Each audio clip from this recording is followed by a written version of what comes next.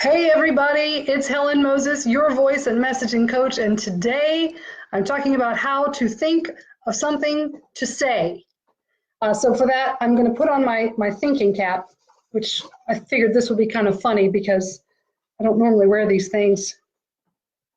But there you go. Let's see. Okay, this this is my son's mortarboard, I think is right.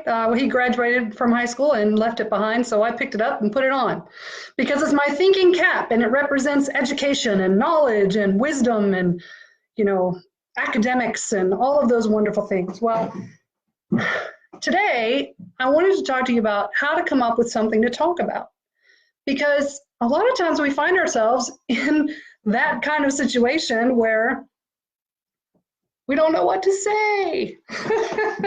Look, it's Keith. Hi, Keith. I'm so glad to see you. Happy belated birthday.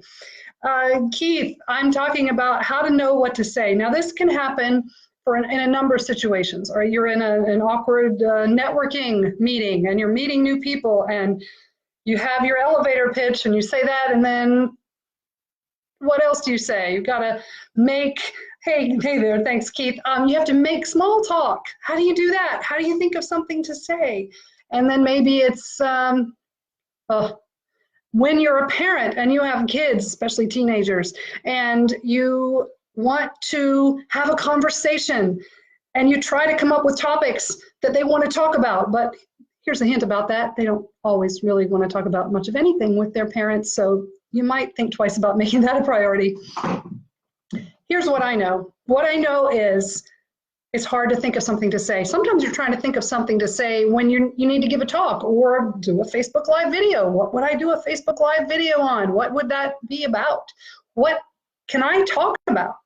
Well, part of finding your voice is recognizing that there are things you take for granted that you do every day, like tying your shoes or putting on makeup or fixing the right combination of healthy things for a lunch, or planning your route and checking the weather and knowing what to wear and knowing if you ride your bike, like I know Keith does a lot, if you ride your bike, is this the best way, the best day to ride your bike?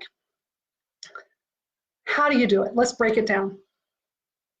It's really funny.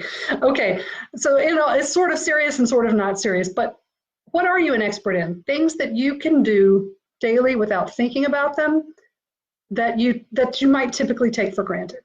Those are things you're an expert in.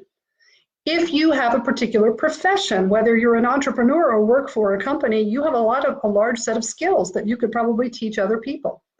And you can take the skills that you know in your work environment and apply them outside of life.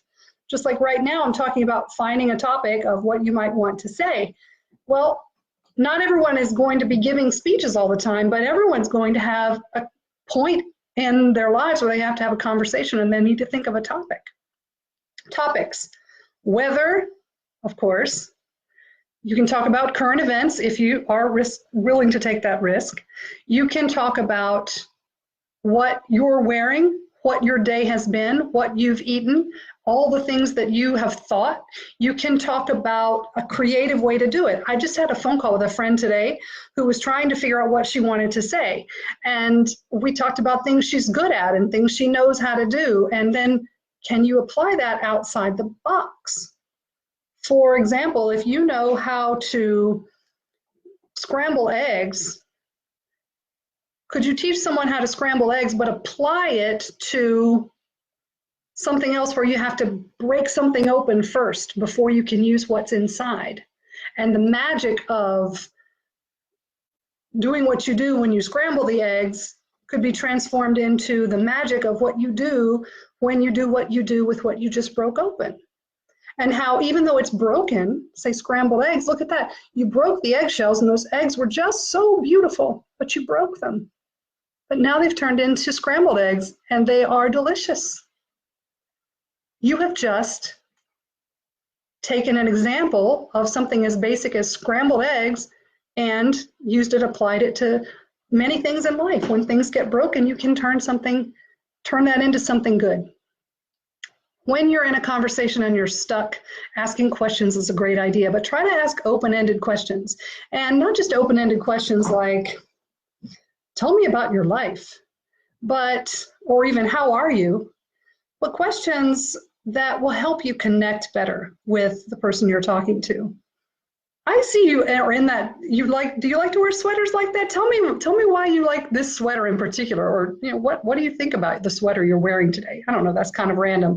But hey, Nancy, but what I'm saying is, look, there are a gajillion things to talk about, and if you can't figure out what to talk about, you're probably not thinking about the collective wisdom and experience that you have collected over the years.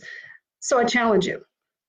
Make a list of some things you can talk about. They don't have to necessarily be related to what you do. Just things you can talk about. And you know what else? You could even keep that on your phone. You could keep that in your back pocket. When you're at that networking meeting, you could take a quick look at it before you go into some conversations. If you're having trouble thinking about what you want to say next, especially if it's for a presentation or a speech, then let's talk. I'll put the link to get to my calendar so we can talk about it. I want to hear what you want to say, and I want to learn from you too. That's what I've got for you with my thinking cap on today, folks. How to think of something to say. We'll talk soon.